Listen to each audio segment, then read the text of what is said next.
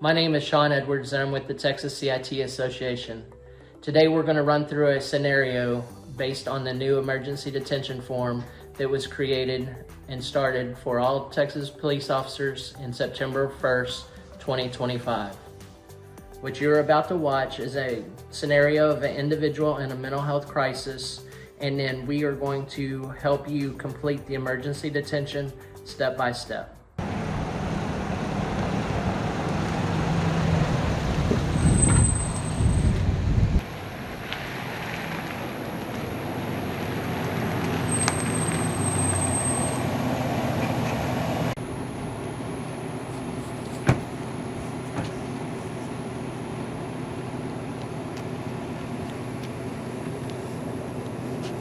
Hey sir, my name's Officer Waters, Wiley Police Department.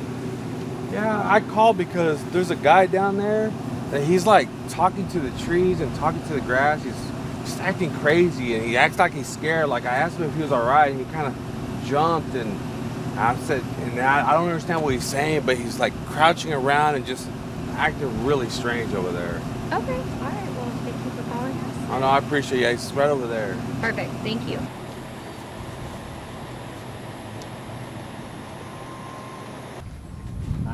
I know. You can't keep hiding. Yeah, I got you. I got it now. I got it. Yeah. Look at it. Yeah. You see it, right? Right? You see it. You're not fooling me again. No, sir. This can read everybody's glitch. Miss, stay back. I'll stay Stay right over here. there. I'm so sorry. What's your name? Marcus. Marcus. I'm Brittany. All right. I'm gonna stay right here. What's that in your hand? It detects glitches. You're not real. You're a glitch. I'm a glitch? You're a glitch. Yeah. I know. You're not gonna fool me. He's real. You're not real. I'm you're not not. real. You're not police officer. Keep your hands where I can see. All right. You. Can we sit down? He's real. I saw you glitch. I saw you glitch. I saw you. I saw you. This Mark, is my I saw- partner. Marcus, my name's Alex. I can't sleep. I haven't slept in 4 days. Y'all are watching me. Every time I close my eyes, y'all talk to me. You yell in my ear. I don't like it. No, I'm not gonna sorry. take it anymore. No, No sir. more. No, sir. All right, Marcus, it sounds like you're going through a lot right now, right? How can we help you? I got the tool. I need the drones. The drones. You control the drones? You? When was the last time you slept? It's 3 or 4 days. I don't know. It all runs together. The medicines, they're poison. I threw them all away. I threw all the medicine away, and people are after me. And I tell you what, I have my bag here, and if those people show back up, I have to defend myself. I have to defend myself. I'm out here, and nobody cares. Nobody cares. They just want to hurt me, and the drones, they watch. You see, they know. He knows. He knows. Yeah, right. You tell them. You tell them. Who were you talking to just now? Him. He's my only friend. He tells me when there's danger. Okay, thank you for telling me that. You talked about your bag and defending yourself. Can you tell me what you have in your bag? I have magic stuff in my bag, and I have my will that I wrote in case something happens to me, so that they can catch the people. And this, it's a laser. See the red light? It sees glitches, and if you glitch, and I point it at you, you'll turn into vapor. You'll turn into vapor. But everything I need is in this bag. My whole life is in this bag. Tell me about the last time that you took your medicine, and who do you think poisoned it? I don't know who poisoned my medicine. Whoever's flying the drones, and they took my house, and they tried to kill me. And I know the medicine are poisoned because they were blue, and when I looked at them today, they were green. And they're not supposed to be green. I think they're yellow too. So they're poison. They're bad. I got rid of them. I fed them to a dog. Marcus, what kind of things does your friend tell you? He tells me when they're coming, when the drones are flying. He told me how to find this. He He told me you're dangerous. He told me you're dangerous, that I need to run away, and I need to hide. I need a new place. I need somewhere to go. Hey, Brittany. So I'm not really sure what I have. Okay. He's definitely hallucinating. Okay. He hasn't slept, but he hasn't really threatened like me, himself, anyone else. He hasn't said he wanted to hurt himself. So like I'm kind of stuck. I don't really know what to do. He said he hasn't slept. Yes, he said he hasn't slept for like 3 or 4 days. Okay. I also see him very disheveled, so he hasn't been taking care of himself. Did he talk about medication or defending himself or running away Yeah. or any of those things? So he said that somebody was poisoning him, so he hasn't been taking his meds. Okay. But like it's not illegal to not take your meds, right?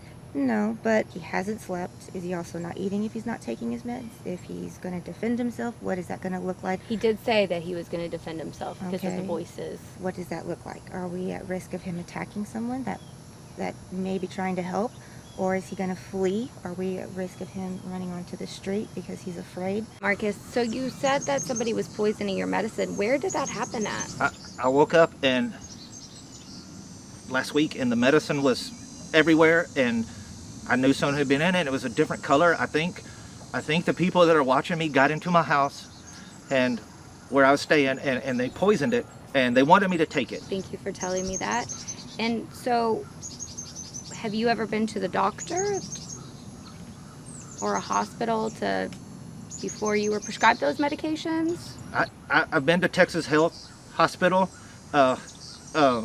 They told me a lot of stuff. I don't believe them. I think they were trying to get me too. They gave me all this medicine, made me feel bad, and I think it was poison from the beginning. Yeah, it was poison from the beginning. Thank you for telling me what was in your bag. Do you mind if I take a look and see what's in your bag? Can you just hand it to me without going into it? You can look in my bag, but don't take it because I need it. Okay? You can look in my bag. But it's special. Okay? So just don't take it. But you gotta be careful because the medicine they want me to glitch, and I don't know if they've touched anything in there, and you may glitch too. You may glitch. People glitch all the time. But I can tell you this with this torch, I know nothing's wrong with me. Look, no light, but others, there's a light. There's nothing wrong with me. These people out here, they're not real. They are not real. And they will get you too. Watch it. Can you explain to me what glitching means? Because I'm not sure I understand. Glitching is where their body transfers to another plane. It's snap, and they're gone, but then they come back. And I know they're not real, and that makes them dangerous. Thank you. Okay, I'm going to pick up your bag. I'm not going to take it anywhere away from you. But what we're going to do now is we're going to go and get you some help.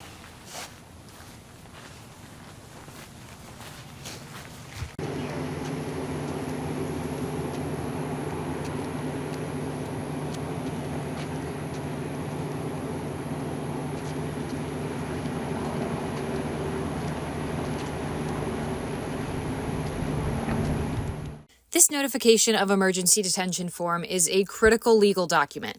It communicates your observations and decisions to hospitals, mental health professionals, and judges who were not present at the scene but must rely on your information to make urgent decisions about safety, treatment, and due process.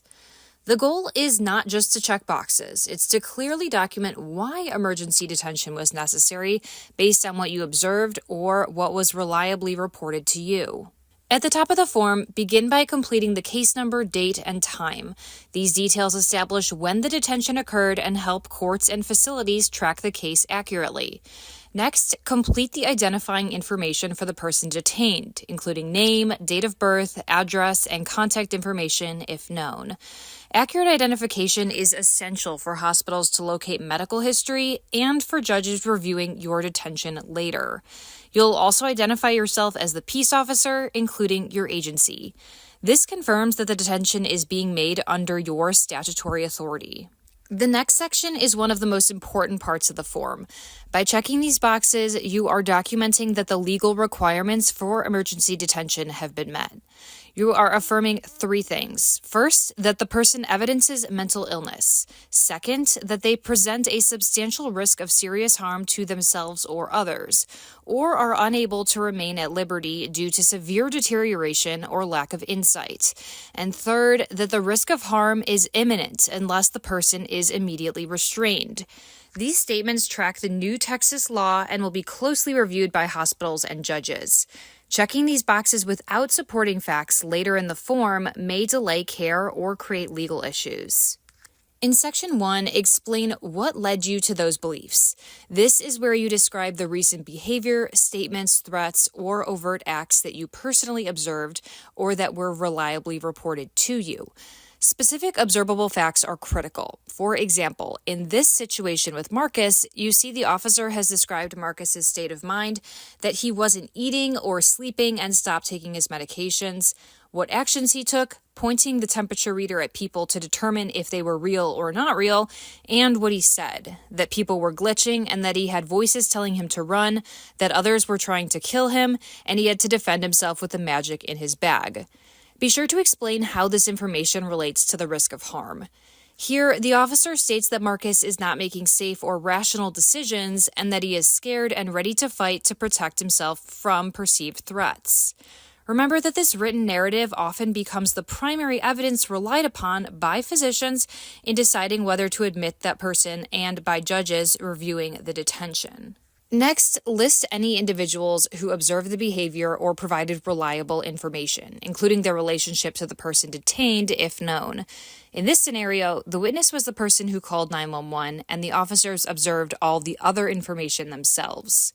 Hospitals and courts may rely on this information to verify facts, assess credibility, or follow up if additional clarification is needed. If the person detained is a child or an adult age 65 or older, complete the applicable checkboxes and age fields.